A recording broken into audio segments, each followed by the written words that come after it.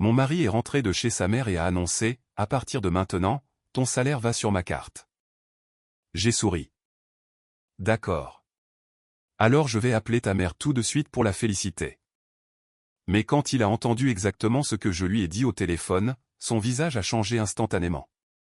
Je n'aurais jamais pensé qu'un simple appel téléphonique pourrait mettre à genoux un homme de 1m88. Mais j'étais là, debout dans ma propre cuisine à 7h30 un mardi matin, tenant mon téléphone à l'oreille, regardant le visage de mon mari Brandon passer de confiant et suffisant à quelque chose que je n'avais jamais vu sur lui auparavant. Une pure panique froide. Sa tasse de café était encore dans sa main. De la vapeur s'en élevait, et ses yeux étaient rivés sur moi comme si je venais de retirer la goupille d'une grenade et que je comptais calmement à rebours. Je n'avais pas élevé la voix. Je n'avais pas pleuré. Je n'avais rien jeté. J'avais simplement souri, pris mon téléphone et dit, d'accord, alors je vais appeler ta mère tout de suite et la féliciter. Et quand il a ri, réellement ri comme si c'était un bluff, comme si j'étais une petite femme qui céderait à la seconde où il insisterait. J'ai composé le numéro de Linda sans ciller. Ce que je lui ai dit lors de cet appel? Au moment où j'ai terminé, Brandon a posé sa tasse sur le comptoir. Si prudemment, comme si un faux mouvement pouvait tout briser. Peut-être que c'était déjà le cas. Mais je m'emballe. Parce que pour comprendre ce moment, pour vraiment comprendre pourquoi j'ai souri au lieu de crier, il faut remonter en arrière. Avant les exigences, avant le contrôle, avant que je ne commence à garder un secret que Brandon n'a jamais soupçonné, à l'époque où je pensais que nous étions une équipe, à l'époque où je le croyais vraiment. Il y a 3 ans, j'étais la plus heureuse que j'ai jamais été dans ma vie d'adulte. Et je le dis sans exagération, sans la retouche enjolivée qui se produit parfois quand on repense à une relation et qu'on essaie de la rendre plus belle qu'elle ne l'était. Non.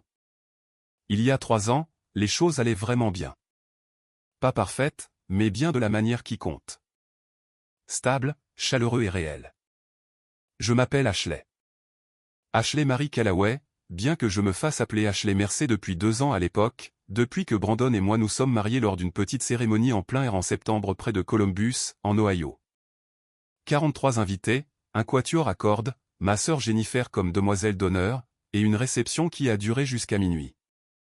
Brandon a pleuré quand il m'a vu remonter l'allée. Je l'ai vu s'essuyer les yeux avec le dos de sa main puis détourner le regard comme s'il ne l'avait pas fait. Je l'aimais tellement à ce moment-là que j'ai cru que ma poitrine allait éclater. Nous avons acheté notre maison 6 mois avant le mariage, une maison de style colonial à 3 chambres à Westerville, une de ces banlieues tranquilles où chaque jardin a un système d'arrosage. Et où l'association des propriétaires vous envoie une lettre passive-agressive si votre pelouse dépasse d'un demi-pouce. La maison nous a coûté 347 000 $.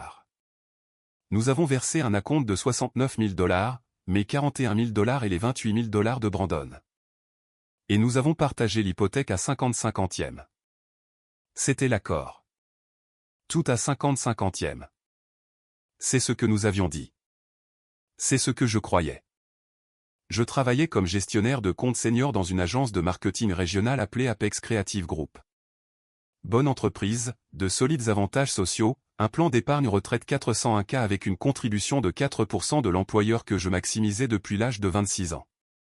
Mon salaire à cette époque était de 78 000 $ par an, plus des primes de performance qui ajoutaient généralement 8 000 à 12 000 $ supplémentaires. J'étais fier de ce chiffre. J'avais travaillé dur pour l'obtenir. De longues heures, des clients difficiles, une promotion pour laquelle je m'étais battu pendant 2 ans. L'argent n'était pas tout pour moi, mais l'indépendance financière, ça, c'était tout. Ma mère nous avait élevés, Jennifer et moi, après le départ de notre père, et je l'avais vu se démener, lutter et manger des céréales pour le dîner 3 soirs par semaine pour que nous puissions avoir de la vraie nourriture. Je me suis juré très tôt que je ne serais jamais financièrement dépendante de qui que ce soit. Brandon était chef de projet dans une entreprise de construction de taille moyenne appelée Arov & Son. Il gagnait 71 000 $ de base avec des heures supplémentaires occasionnelles qui le rapprochaient de 80 000 $ dans une bonne année. À nous deux, nous gagnions bien plus de 150 000 $ par an. Nous n'avions pas encore d'enfants. Nous en parlions vaguement, comme le font les couples qui ne sont pas prêts mais qui aiment l'idée d'être prêts un jour. Nous avions un compte courant joint pour les dépenses du ménage, hypothèque, services publics, courses, frais de l'association des propriétaires, assurance auto. Chacun de nous virait 2 200 $ sur ce compte chaque mois. Le reste restait sur nos comptes individuels. C'était le système. C'était notre système. Et ça fonctionnait. Mon Dieu, ça fonctionnait si bien. Nous avons fait un voyage à Denver pour notre premier anniversaire. Nous avons rénové la cuisine le printemps suivant.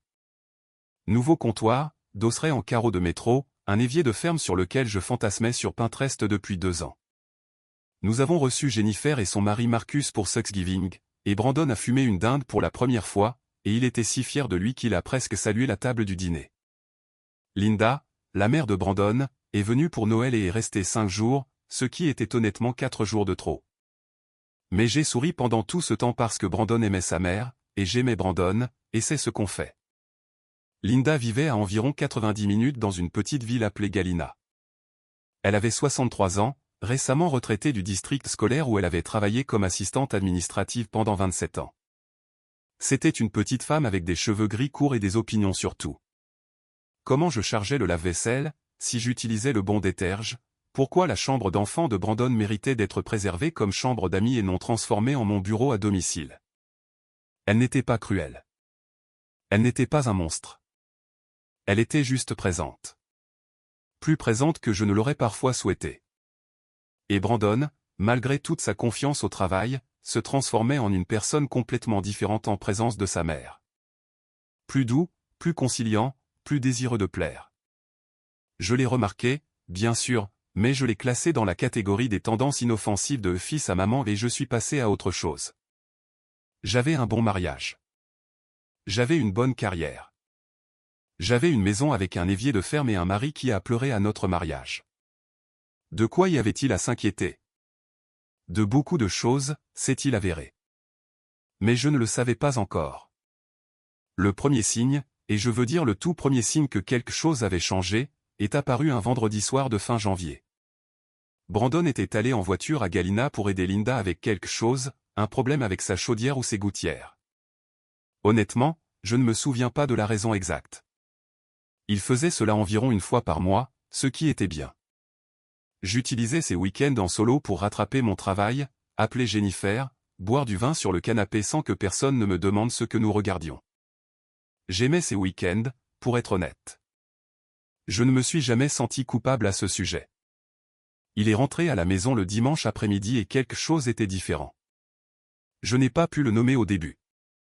Il était plus silencieux que d'habitude.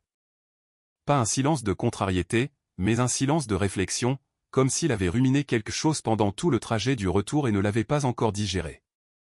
Je lui ai demandé comment allait Linda. Il a dit, bien. J'ai demandé si la chaudière était réparée. Il a dit, oui. J'ai demandé s'il voulait commander une pizza ou s'il avait faim de la route. Il a dit, ça va. 3 réponses d'un seul mot d'affilée de la part d'un homme qui me narrait normalement tout son trajet chaque soir. J'ai laissé tomber. Les gens ont des jours de silence. Les gens conduisent 90 minutes et ont besoin de décompresser. Je me suis fait une tasse de thé, je me suis assise avec mon ordinateur portable et je n'ai pas insisté.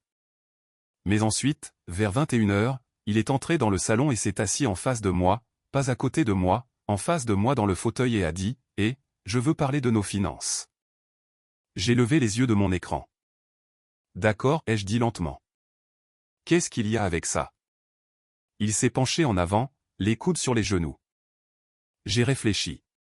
La façon dont nous partageons tout, ça fonctionne bien, mais je pense que nous pourrions être plus stratégiques. Par exemple, si nous mettions tout sur un seul compte, nous aurions plus de flexibilité, plus de contrôle sur où va l'argent. J'ai senti quelque chose de petit et froid vaciller dans ma poitrine. Pas de l'alarme exactement, plutôt un point d'interrogation. Nous avons un compte joint, ai-je dit. Nous mettons tous les deux 2200 par mois. C'est ce que nous avons convenu. C'est vrai. Mais je veux dire tout, a-t-il dit. Salaire complet, un seul pot. J'ai étudié son visage. Il essayait d'avoir l'air décontracté. Il n'y parvenait pas tout à fait.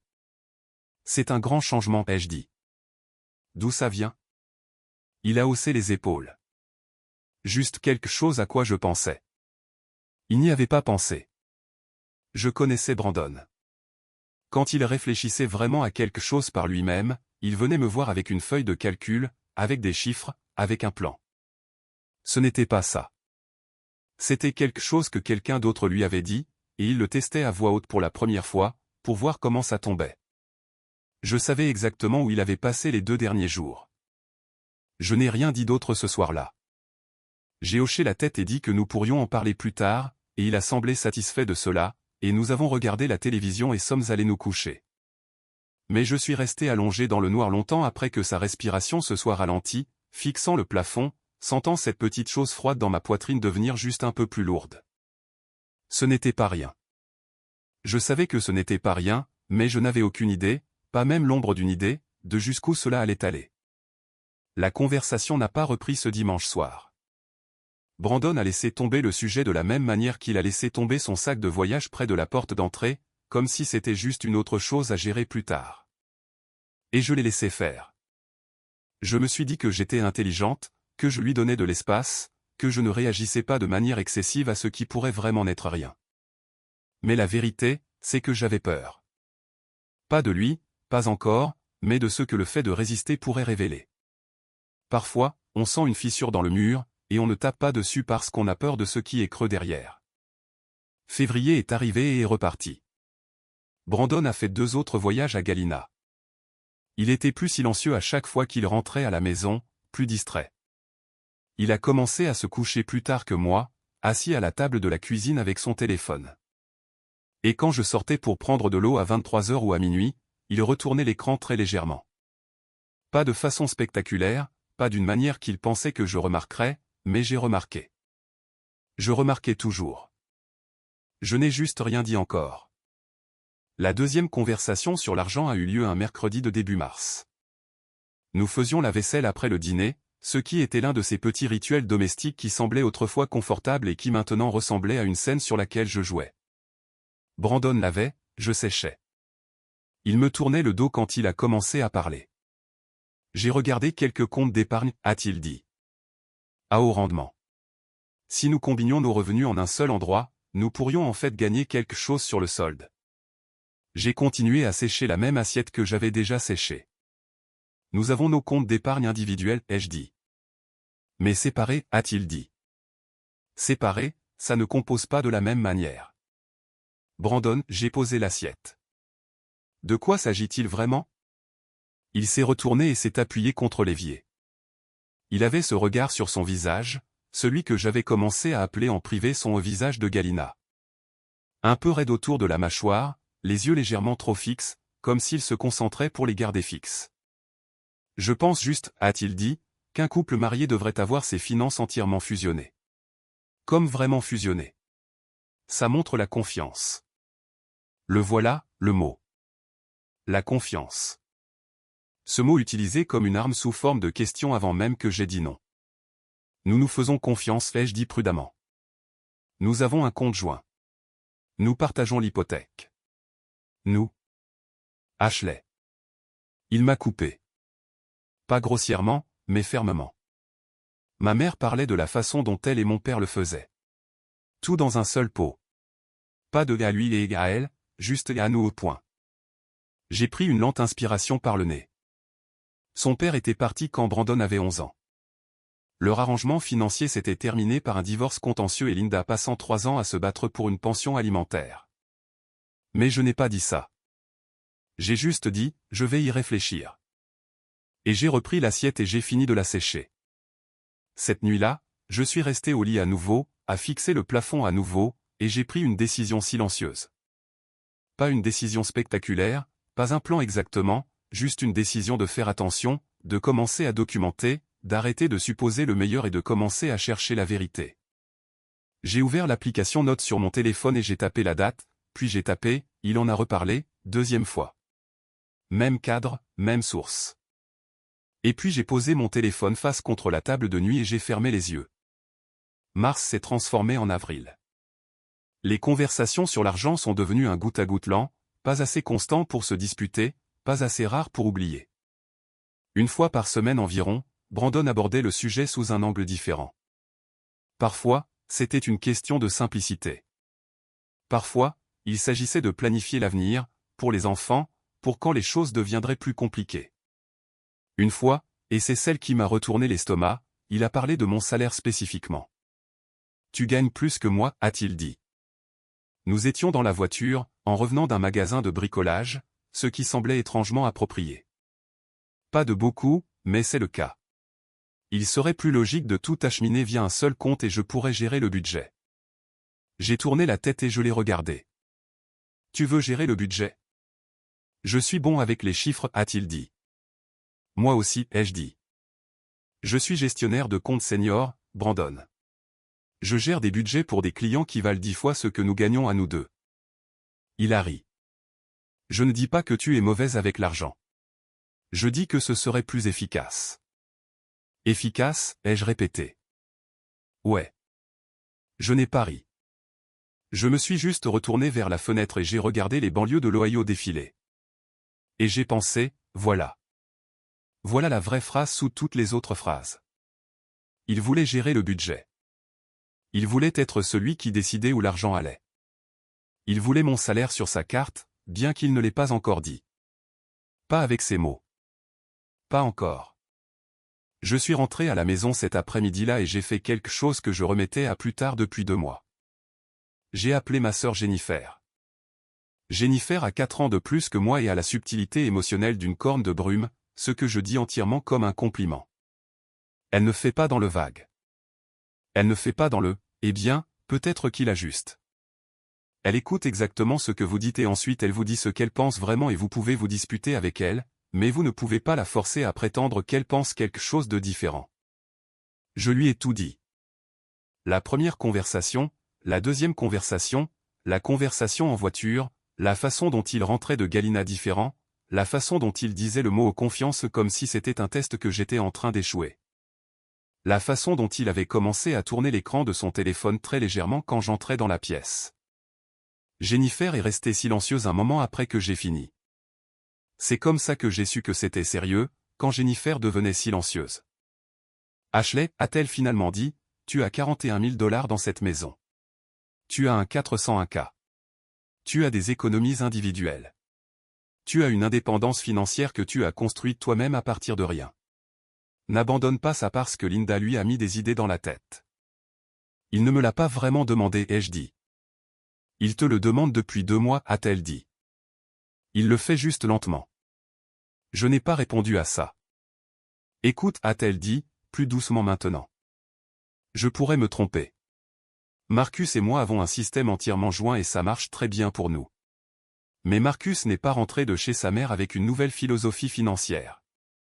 Il y a une différence entre un couple qui décide ensemble de fusionner ses finances et une personne qui convainc lentement l'autre que ne pas fusionner signifie que vous ne lui faites pas confiance. L'un est un partenariat. L'autre est une prise de contrôle. Une prise de contrôle. J'ai écrit ce mot dans mon application Note plus tard cette nuit-là.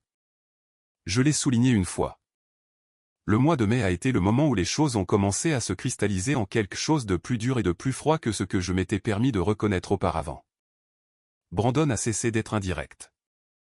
Les suggestions douces ont cédé la place à quelque chose qui ressemblait plus à de la pression. Pas agressive, pas bruyante, mais persistante de la manière dont l'eau est persistante. Constante, patiente, usant les bords. Il a abordé le sujet des finances au moins 3 fois par semaine. Il a commencé à faire des commentaires sur des choses que j'achetais avec mon propre argent.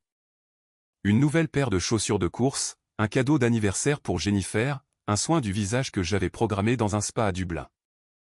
Rien de cher, rien qui ne soit pas conforme à ce que j'avais toujours dépensé. Mais maintenant, il y avait des regards, des petits soupirs. Est-ce nécessaire, dit de cette voix prudente et mesurée qui est en quelque sorte pire que des cris. J'ai commencé à garder les reçus, non pas parce que je pensais en avoir besoin. Je ne pensais pas encore en termes juridiques, mais parce que quelque chose en moi avait besoin de documenter que je ne dépensais pas de manière irresponsable, que je n'étais pas le problème qu'il me dépeignait discrètement.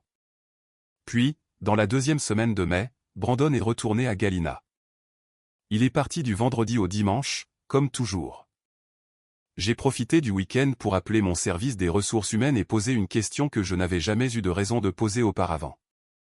Si mon dépôt direct était un jour changé à mon insu, quelle était la procédure pour le corriger ?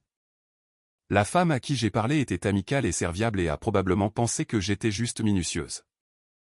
J'ai pris des notes attentives. Le dimanche, je me suis également connecté à mon compte bancaire et j'ai déplacé $8000 de mon épargne personnelle vers un nouveau compte d'épargne que j'ai ouvert ce jour-là. Même banque, numéro de compte différent, un numéro que Brandon n'avait pas. Je ne savais pas exactement pourquoi. Je savais juste que le mot de Jennifer était toujours assis dans ma poitrine comme une pierre. Prise de contrôle. Et je voulais quelque chose qui n'était qu'à moi dans un endroit que moi seul connaissais. Brandon est rentré à la maison le dimanche soir. Il est entré, a laissé tomber son sac, et au lieu de la période habituelle de décompression silencieuse, il s'est assis à la table de la cuisine tout de suite et a dit « Assieds-toi. Je veux parler. » Je me suis assise. Il a croisé les mains sur la table. Il avait clairement répété cela parce qu'il n'y avait aucune des dérives décontractées de ses conversations précédentes. C'était structuré. C'était une présentation. J'y pense depuis un moment, a-t-il dit. Et j'ai pris une décision. À partir du mois prochain, je pense que nous devrions faire verser ton salaire directement sur mon compte. Je gérerai toutes les dépenses du ménage à partir de là. Tu auras une carte pour les dépenses personnelles, et je te donnerai une allocation pour. Arrête, ai-je dit. Il s'est arrêté. Je l'ai regardé de l'autre côté de notre table de cuisine. La table où nous avions dîné 100 fois. La table où Jennifer et Marcus s'étaient assis pour Thanksgiving, la table où j'avais signé les papiers de l'hypothèque, et j'ai senti quelque chose devenir très silencieux en moi. Pas engourdi, pas effrayé, juste décidé. Une allocation, ai-je dit. Ce n'est pas, a-t-il commencé. Tu viens de dire que tu me donnerais une allocation, ai-je dit. Pour mon propre salaire. Ce n'est pas ton salaire une fois qu'il est dans le compte du ménage, Brandon. Ma voix était stable. Je n'ai pas réalisé à quel point elle était stable jusqu'à ce que je l'entende. Je gagne $78 000 par an. J'ai un 401K. J'ai des économies et je possède $41 000 de capitaux propres dans cette maison. Tu ne vas pas mettre mon chèque de paie sur ta carte et me donner une allocation. Ça n'arrivera pas. Sa mâchoire s'est crispée. C'est exactement le problème, a-t-il dit. Tu ne peux pas penser en termes de « à toi et à moi ». Ça devrait être « à nous » au point. Alors ouvrons un nouveau compte joint ensemble, ai-je dit. Et nous y virons tous les deux des montants égaux comme nous l'avons convenu. Ça, c'est « à nous » au point. Ce n'est pas la même chose. Tu as raison, ai-je dit. Ce n'est pas le cas, parce que la chose que tu décris n'est pas un partenariat.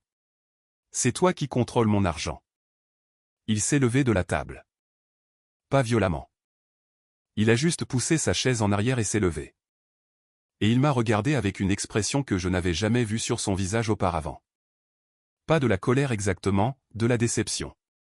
Comme si c'était moi qui avais fait quelque chose de mal. Comme si c'était moi qui avais échoué à un test. Je vais appeler ma mère, a-t-il dit. D'accord, ai-je dit. Il est monté à l'étage. Je me suis assise à la table, j'ai ouvert mon téléphone et j'ai commencé à taper une nouvelle note, plus longue que toutes celles que j'avais écrites auparavant. J'ai tapé tout ce qu'il avait dit, mot pour mot, aussi précisément que je pouvais m'en souvenir. J'ai tapé la date et l'heure, puis je suis restée assise là un long moment et j'ai pensé à ces $8000 dans leur compte séparé et silencieux et j'ai pensé que ce n'était pas assez. J'avais besoin de savoir exactement à quoi j'avais affaire. J'avais besoin d'informations et je connaissais quelqu'un qui pouvait m'aider à les obtenir. Mais je ne l'avais pas encore appelé parce que l'appeler rendrait tout cela réel d'une manière que je n'étais pas encore prête à affronter. Elle s'appelait Diane. C'était une amie de Jennifer et elle était avocate spécialisée en droit de la famille à Columbus. J'ai fixé son contact dans mon téléphone pendant une minute entière. Mon pouce a hésité. La maison était silencieuse. À l'étage, je pouvais entendre le faible son de Brandon parlant au téléphone avec sa mère, bas et indistincte, la voix qu'il n'utilisait qu'avec elle. J'ai appuyé sur « Appeler ». Diane a décroché à la deuxième sonnerie. « Ashley » a-t-elle dit, et sa voix était chaleureuse, mais prudente de la manière dont les gens qui traitent des choses brisées pour vivre apprennent à l'être. « Jennifer m'a dit que tu pourrais appeler. » J'ai failli rire à ça. Bien sûr qu'elle l'avait fait. J'ai tout dit à Diane en environ 12 minutes. J'ai parlé vite, de la manière dont on le fait quand on retient quelque chose pendant des mois et que soudain, il y a un contenant assez grand pour le mettre dedans. Elle n'a pas interrompu. Quand j'ai fini, Elle est restée silencieuse pendant exactement 3 secondes. D'accord, a-t-elle dit. Premièrement, rien de ce qu'il a fait jusqu'à présent n'est illégal. Faire pression sur un conjoint pour fusionner les finances est un comportement de contrôle, mais ce n'est pas un crime. Deuxièmement, le fait que vous ayez tout documenté est intelligent. Continuez à le faire. Troisièmement, et j'ai besoin que vous entendiez cela, Ashley, s'il vous présente un jour quelque chose à signer, un accord de compte joint, un changement à votre autorisation de dépôt direct, n'importe quoi avec votre nom et une ligne de signature, vous m'appelez avant de toucher un stylo. Compris. Compris, ai-je dit. Comment est la situation des capitaux propres sur la maison? J'ai mis 41 000, il a mis 28 000. L'hypothèque est partagée à 50-50e. Nos deux noms sur l'acte. Bien. Ne touchez à rien là-bas. Continuez simplement à payer votre moitié et gardez la documentation de chaque paiement. Je l'ai remerciée. Elle a dit d'appeler n'importe quand.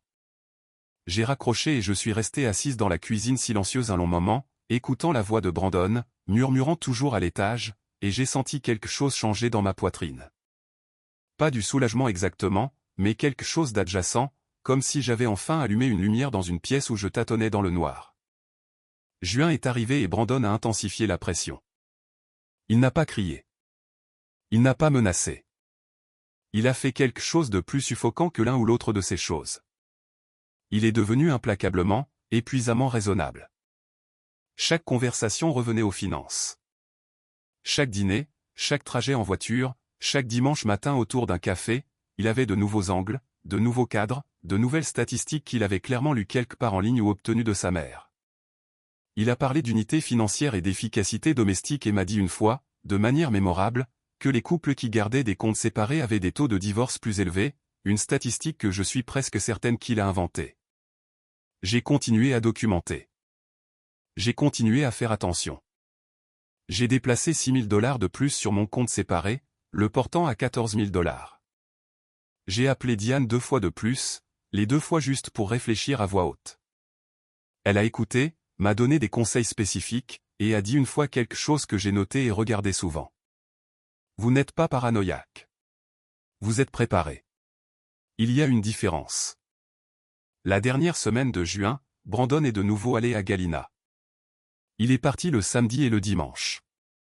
Quand il est rentré à la maison le dimanche soir, il n'a pas eu sa décompression silencieuse habituelle.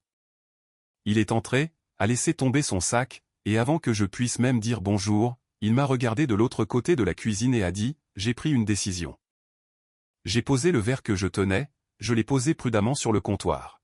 « À partir de maintenant, a-t-il dit, ton salaire va sur ma carte. Je m'occuperai du budget du ménage. Tu auras de l'argent de poche.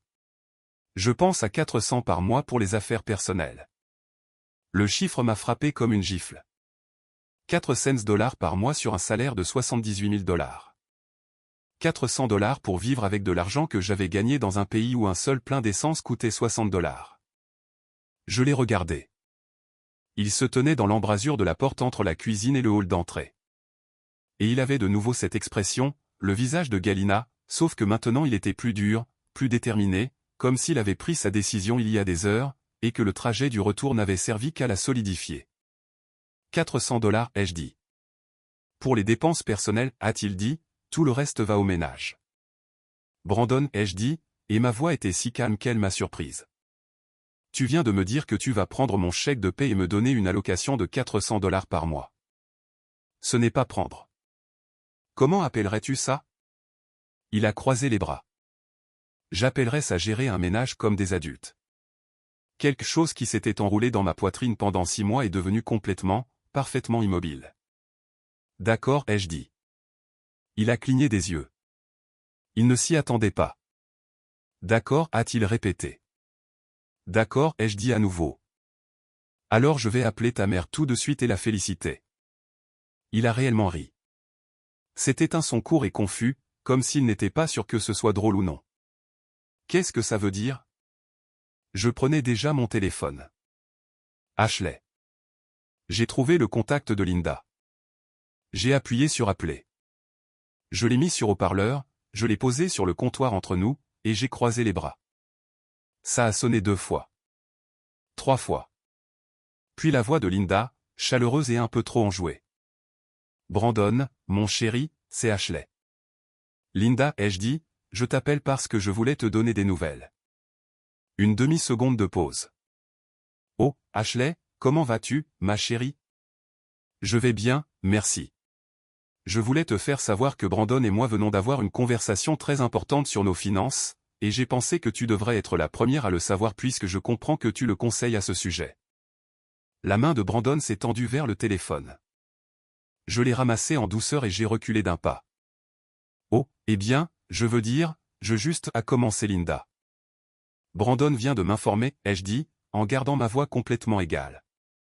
Qu'à partir de maintenant, mon salaire complet ira sur son compte, et je recevrai $400 par mois pour mes dépenses personnelles. Je voulais t'appeler pour te féliciter d'avoir réussi à convaincre ton fils de tenter de contrôler financièrement sa femme. Je voulais aussi te faire savoir que j'ai passé les 6 derniers mois à consulter une avocate en droit de la famille ici à Columbus, que j'ai la documentation de chaque conversation menant à ce moment, que j'ai un compte d'épargne séparé que Brandon ne connaît pas. Et que si cet arrangement est mis en œuvre, je demanderai le divorce, et mon avocate demandera une expertise comptable de chaque dépense commune depuis notre mariage. Le silence sur la ligne était absolu. Brandon était devenu complètement immobile. Sa tasse de café, encore à moitié pleine de ce matin, encore légèrement chaude, était posée sur le comptoir à côté de lui, et il ressemblait à un homme qui venait de voir le sol s'ouvrir sous ses pieds et qui n'était pas encore sûr de tomber. Ashley, a dit Linda, et sa voix avait perdu toute trace de chaleur. Je ne pense pas. Je n'ai pas fini, ai-je dit agréablement. Je veux aussi que tu saches que mon nom est sur l'acte de cette maison. J'ai contribué à hauteur de $41 000 à la compte contre les 28 000 de Brandon, un fait que j'ai documenté. Mon avocate m'a conseillé qu'en cas de divorce, l'Ohio étant un état de distribution équitable, je recevrais probablement un règlement qui reflèterait à la fois ma contribution financière et les circonstances de ce mariage. Je ne veux pas de divorce, Linda. Je veux retrouver mon mari, celui que j'ai épousé, pas celui que tu remodèles depuis 6 mois. Mais je veux que tu comprennes clairement et complètement que je ne suis pas une femme qui sera gérée. Ni par Brandon, ni par toi. J'ai appuyé sur fin. J'ai posé le téléphone sur le comptoir. Brandon était toujours debout dans l'embrasure de la porte. Ses bras étaient tombés le long de son corps. Son visage faisait quelque chose de compliqué et de douloureux, passant par des expressions trop rapides pour être nommées. La vapeur de sa tasse de café s'est élevée et a disparu. Ashley, a-t-il dit, et sa voix est sortie faible. Assieds-toi, Brandon, ai-je dit. Il s'est assis. Il s'est réellement assis, se laissant tomber sur la chaise de la cuisine comme quelqu'un dont les jambes avaient cessé de fonctionner correctement. Je suis resté debout. Je n'avais pas prévu ça. C'est juste arrivé. Je me suis tenu debout et il s'est assis et cela semblait, à ce moment-là, l'image la plus honnête de là où nous en étions réellement. Depuis combien de temps, a-t-il demandé. 6 mois de documentation, ai-je dit. Diane, l'amie de Jennifer, l'avocate en droit de la famille. Je lui ai parlé 4 fois. J'ai des notes de chaque conversation que toi et moi avons eue sur l'argent depuis février. Date, heure, mots exacts. Il a mis son visage dans ses mains, pas de manière spectaculaire, juste le geste lent et épuisé d'un homme qui n'a plus de coups à jouer. Je ne a-t-il commencé. Puis il s'est arrêté. Tu ne quoi, ai-je demandé. Pas cruellement. Je voulais vraiment savoir. Il a relevé la tête. Ses yeux étaient rouges sur les bords. Je ne pensais pas que c'était si grave, a-t-il dit. Je pensais. Ma mère a dit que c'était juste intelligent, pratique, que si nous avions tout ensemble, ce serait plus simple. Le mariage de ta mère s'est terminé par un divorce contentieux, ai-je dit prudemment. Quel que soit le système qu'elle et ton père avaient, ça ne l'a pas protégée. Ça ne t'a pas protégé. Je comprends pourquoi elle a des opinions sur l'argent et le contrôle. Je le comprends vraiment. Mais Brandon, elle essayait de te donner le contrôle sur mes revenus et tu la laissais faire. Il est resté silencieux pendant un long moment. Le réfrigérateur bourdonnait. Dehors, le système d'arrosage d'un voisin s'est mis en marche. Je n'ai jamais voulu te faire de mal, a-t-il finalement dit. Je sais, ai-je dit. Et je le savais. C'était la partie la plus douloureuse. Il n'était pas un méchant. Il n'était pas calculateur. C'était un homme de 41 ans qui aimait sa mère et qui l'avait laissé verser quelque chose de toxique en lui lentement, au fil des mois de visite dominicale, jusqu'à ce que cela devienne sa propre idée. « Qu'est-ce qui se passe maintenant » a-t-il demandé. « Ça dépend de toi, ai-je dit. Je ne demande pas le divorce aujourd'hui. Je ne veux pas. Mais certaines choses doivent changer. Fini les voyages mensuels à Galina pour télécharger la philosophie financière de ta mère. Fini les conversations sur mon salaire allant ailleurs que sur mon compte. Et nous allons suivre une thérapie de couple. Une vraie thérapie, pas un podcast que Linda recommande. Non négociable. » Il a hoché lentement la tête. « Et Brandon, ai-je dit, la prochaine fois que ta mère suggère quelque chose à propos de notre mariage, je veux que tu dises c'est entre Ashley et moi. C'est tout.